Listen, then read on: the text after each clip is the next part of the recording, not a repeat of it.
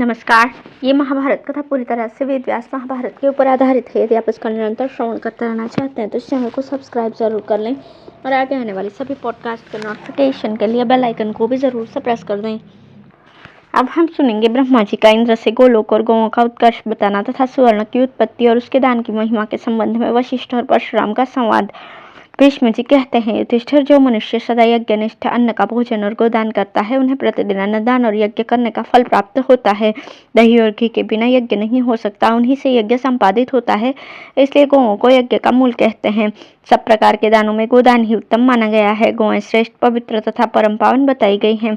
मनुष्य को अपने शरीर की पुष्टि तथा सब प्रकार के विघ्नों की शांति के लिए भी गौओं का सेवन करना चाहिए। इनका दूध, दही और घी सब पापों से मुक्त करने वाला है।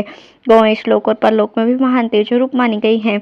उनसे बढ़कर पवित्र कुछ भी नहीं है। इस विषय में ब्रह्मा जी और इंद्र के संवाद रूप प्राचीन इतिहास का उदाहरण दिया जाता है। पूर्व काल में दैत्यों के परास्त होने पर जब इंद्र तीनों लोकों के अधीश्वर हुए तो समस्त प्रजा बड़ी प्रसन्नता के साथ सत्य और धर्म में तत्पर रहने लगी। तदंतर एक दिन ऋषि, गंधर्व, किन्नर, नाग, राक्षस, देवता, असुर, सुपर्ण और प्रजापति गण ब्रह्मा जी की सेवा में उपस्थित थे। इसी समय देवराज इंद्र ने ब्रह्मा जी को प्रणाम करके पूछा, भगवान, गोलोक समस्त देवताओं और लोकपालों के ऊपर क्यों है? गौओं ने ऐसा कौन सा तप किया है जिससे वे रजोगुण से रहित होकर देवताओं के भी ऊपर आनंद पूर्वक निवास करती हैं? मैं इस बात को जानना चाहता हूँ। ब्रह्मा जी ने कहा, इंद्र, तुम सदा गौओं की अवहेलना करते हो, इसी से तुम इनका महात्म्य नहीं समझ सकते। अब मैं तुम्हें गौओं का उत्तम प्रभाव और महात्म्य बता रहा हूँ, सुनो। गौओं को यज्ञ का अंग और साक्षात यज्ञ रूप बतलाया गया है। इनके बिना यज्ञ किसी प्रकार हो ही नहीं सकता। ये अपने दूध और घी से प्रजा का पालन पोषण करती हैं तथा इनके पुत्र खेती के काम में आते और तरह तरह के अन्न एवं बीज पैदा करते हैं, जिनसे यज्ञ संपन्न होते और हव्य कव्य का भी काम चलता है। इन्हीं से दूध, दही और घी प्राप्त होते हैं। ये गौएं बड़ी पवित्र होती हैं और बैल भूख प्यास का कष्ट सहकर अनेकों प्रकार के बोझ ढोते रहते हैं। इस प्रकार गो जाति अपने कर्म से ऋषियों तथा प्रजाओं का पालन करती रहती है। उसके व्यवहार में शठता या माया नहीं होती, वो सदा पवित्र कर्म में लगी रहती है। इसी से ये गौएं हम सब लोगों के ऊपर निवास करती हैं। इंद्र, तुम्हारे प्रश्न के अनुसार मैंने ये बात बताई कि गौएं देवताओं के भी ऊपर क्यों निवास करती हैं। इसके सिवा गौएं वरदान भी प्राप्त कर चुकी हैं तथा प्रसन्न होने पर वे दूसरों को भी वरदान देती हैं। सुरभि गौएं पुण्य कर्म करने वाली पवित्र और सुलक्षणा होती हैं। वे जिस उद्देश्य से पृथ्वी पर गई हैं उसको भी मैं बता रहा हूँ, सुनो। पहले सत्ययुग में जब देवता तीनों लोकों पर राज्य करते थे, उस समय धर्मपरायणा दक्ष कन्या सुरभि बड़े उत्साह के साथ घोर तपस्या में प्रवृत्त हुई। कैलाश के रमणीय शिखर पर जहाँ देवता और गंधर्व सदा विराजते रहते हैं, वो उत्तम योग का आश्रय लेकर 11,000 वर्षों तक एक पैर से खड़ी रही। तब मैंने उस तपस्विनी देवी के पास जाकर कहा, कल्याणी, तुम किस लिए घोर तपस्या कर रही हो? तुम्हारे इस तप से मैं बहुत प्रसन्न हूँ। तुम कोई वर मांगो, मैं देने को सज्ज हूँ। सुरभि ने कहा, भगवान, मुझे वर लेने की कोई आवश्यकता नहीं है। मेरे लिए तो सबसे बड़ा वर यही है कि आप मुझ पर प्रसन्न हो गए। ब्रह्मा जी कहते हैं, इंद्र, जब सुरभि ने इस प्रकार कहा तो मैंने उसे यूं उत्तर दिया, देवी, तुमने लोभ का परित्याग करके निष्काम भाव से तप किया है, इससे मुझे बड़ी प्रसन्नता हुई है। अतः मैं तुम्हें अमर होने का वरदान देता हूँ। अब मेरी कृपा से तीनों लोकों के ऊपर तुम्हारा निवास होगा। तुम जहाँ वास करोगे उसकी गोलोक के नाम से ख्याति होगी। तुम्हारी सभी शुभ संतानें मनुष्य लोक में प्राणियों का हित कार्य करती हुई वहां से निवास करेंगी। तुम अपने मन से जिन दिव्य अथवा मानवीय भोगों का चिंतन करोगी, वे सब तुम्हें प्राप्त होंगे तथा सब प्रकार का सुख तुम्हारे लिए सदा सुलभ रहेगा। इंद्र, सुरभि के निवास भूत गोलोक में समस्त कामनाएं पूर्ण होती हैं। वहां मृत्यु, बुढ़ापा और अग्नि का जोर नहीं चलता। दुर्देव तथा अशुभ की भी वहां पहुंच नहीं है। उस लोक में दिव्य वन, दिव्य भवन तथा परम सुंदर एवं इच्छानुसार विचरने वाले विमान उपस्थित हैं। ब्रह्मचर्य, सत्य, इंद्रिय संयम, नाना प्रकार के दान, पुण्य, तीर्थ सेवन, बड़ी भारी तपस्या तथा अन्य अन्य शुभ कर्मों के अनुष्ठान से ही गोलोक की प्राप्ति हो सकती है। इस प्रकार तुम्हारे पूछने के अनुसार मैंने ये सारी बातें बताई है। अब तुम्हें गौओं का कभी तिरस्कार नहीं करना चाहिए। भीष्म जी कहते हैं, युधिष्ठिर, ये कथा सुनने के पश्चात इंद्र सदा गौओं की पूजा करने लगे। गौओं के प्रति उनके मन में विशेष आदर का भाव जागृत हो गया। पुत्र, गौओं का ये परम पावन, परम पवित्र और अत्यंत उत्तम महात्म्य मैंने सबका सब तुम्हें सुना दिया।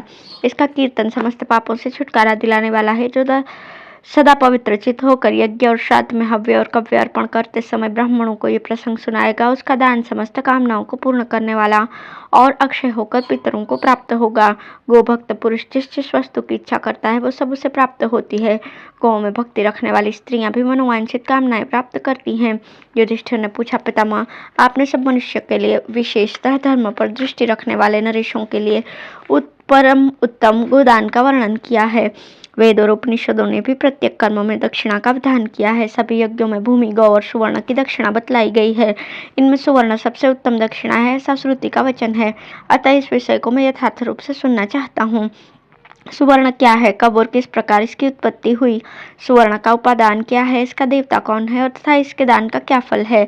सुवर्ण क्यों उत्तम कहलाता है? मनुष्य विद्वान इसके दान का विशेष क्यों आदर करते हैं तथा यज्ञ कर्म में सुवर्ण की दक्षिणा क्यों प्रशंसनीय समझी जाती है? भीष्म जी ने कहा, राजन, ध्यान देकर सुनो। सुवर्ण की उत्पत्ति का कारण बहुत विस्तृत है।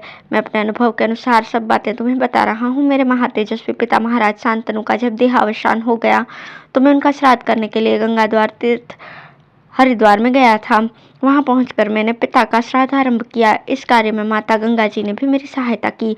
अपने सामने बहुत से सिद्ध महर्षियों को बिठाकर मैंने जलदान से लेकर सब कार्य पूर्ण किया। एकाग्रचित होकर शास्त्रोक्त विधि से पिंडदान के पहले सारा कार्य जब समाप्त कर लिया तो विधिवत पिंडदान देना आरंभ किया। इतने में ही पिंड के लिए जो कुछ बिछाए गए थे उन्हें भेद कर एक बड़ी सुंदर बाहर निकली। उस विशाल भुजा में बाजूबंद आदि अनेकों आभूषण शोभा प्राप्त कर रहे थे। उसे ऊपर उठी देख मुझे बड़ा आश्चर्य हुआ। साक्षात मेरे पिता ही पिंड का दान लेने के लिए उपस्थित थे, किंतु जब मैंने शास्त्रीय विधि पर विचार किया तो मेरे मन में सहसा ये बात स्मरण हो आई कि मनुष्य के लिए हाथ पर पिंड देने का वेद में विधान नहीं है। पितर साक्षात प्रकट होकर कभी मनुष्य के हाथ से पिंड लेते भी नहीं है। शास्त्र की आज्ञा तो यही है कि क्रूशों पर पिंड दान करें। यह सोचकर मैंने पिता के प्रत्यक्ष दिखाई देने वाले हाथ का आदर नहीं किया और शास्त्रीय प्रमाण मानकर उसकी सूक्ष्म विधि पर ध्यान रखते हुए कुशों पर ही सब पिंडों का दान किया। इस प्रकार जब शास्त्र की पद्धति से पिंड दान कर दिया तो मेरे पिता की वो बाह अदृश्य हो गई। तदंतर पितरों ने मुझे स्वप्न में दर्शन दिया और बड़े प्रसन्न होकर बोले, पुत्र, हम तुम्हारे शास्त्रीय ज्ञान से बहुत प्रसन्न हैं, क्योंकि उसके कारण तुम मोहवश धर्म से भ्रष्ट नहीं हुए हो।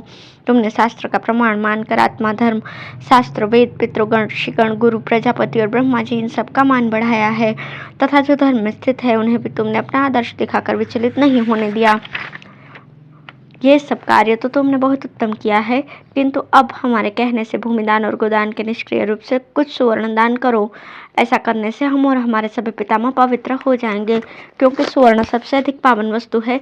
जो सुवर्ण दान किया करते हैं वे अपने पहले और पीछे की 10-10 पीढ़ियों का उद्धार कर देते हैं। इस प्रकार जब पितरों ने कहा तो मेरी निद्रा खुल गई। उस समय स्वप्न का स्मरण करके मुझे बड़ा विस्मय हुआ। फिर मैंने सुवर्ण दान करने का निश्चय किया। राजन, अब सुवर्ण की उत्पत्ति और उसके दान के महात्म्य के विषय में एक प्राचीन इतिहास सुनो, जो जमदग्नि नंदन परशुराम जी से संबंध रखने वाला है। यह उपाख्यान धन तथा आयु बढ़ाने वाला है। पूर्व काल की बात है। परशुराम जी ने क्रोध में भरकर 21 बार इस भूमंडल के क्षत्रियों का संहार किया। इसके पश्चात संपूर्ण पृथ्वी जीतकर उन्होंने समस्त कामनाओं को पूर्ण करने वाले अश्वमेध यज्ञ का अनुष्ठान किया। उस यज्ञ की सभी ब्राह्मणों और क्षत्रियों ने बहुत प्रशंसा की है। यद्यपि अश्वमेध यज्ञ सब प्रकार के प्राणियों को पवित्र करने वाला तथा तेज और कांति को बढ़ाने वाला है, तो भी तेजस्वी परशुराम जी उसके फल से अपने को पाप मुक्त न कर सके। इससे उन्होंने अपने को बहुत तुच्छ समझा और प्रचुर दक्षिणा से संपन्न उस महान यज्ञ का अनुष्ठान पूर्ण करके अनेकों शास्त्रज्ञ, ऋषियों और देवताओं के पास जाकर पूछा, महानुभावों, कठोर कर्म करने वाले मनुष्यों को पवित्र करने के लिए जो सर्वोत्तम साधन हो वो मुझे बताने की कृपा कीजिए।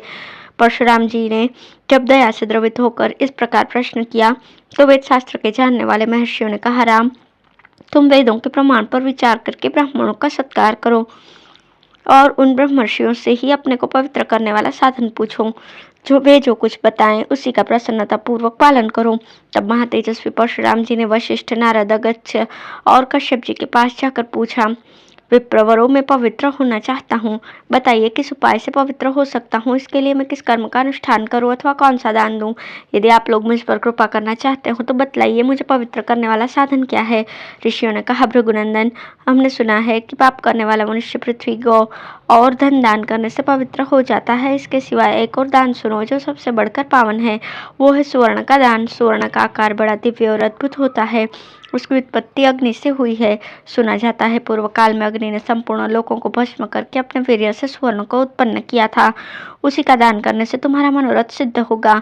सारे जगत का मंथन करके जो तेज की राशि प्रकट हुई है वही सुवर्ण है। अतः ये सब रत्नों से उत्तम है। इसलिए देवता, गंधर्व, नाग, राक्षस, मनुष्य और पिशाच ये सब प्रयत्न पूर्वक सुवर्ण धारण करते हैं। जगत में जितनी पवित्र वस्तुएं हैं, स्वर्ण उन सबसे अधिक पवित्र माना गया है।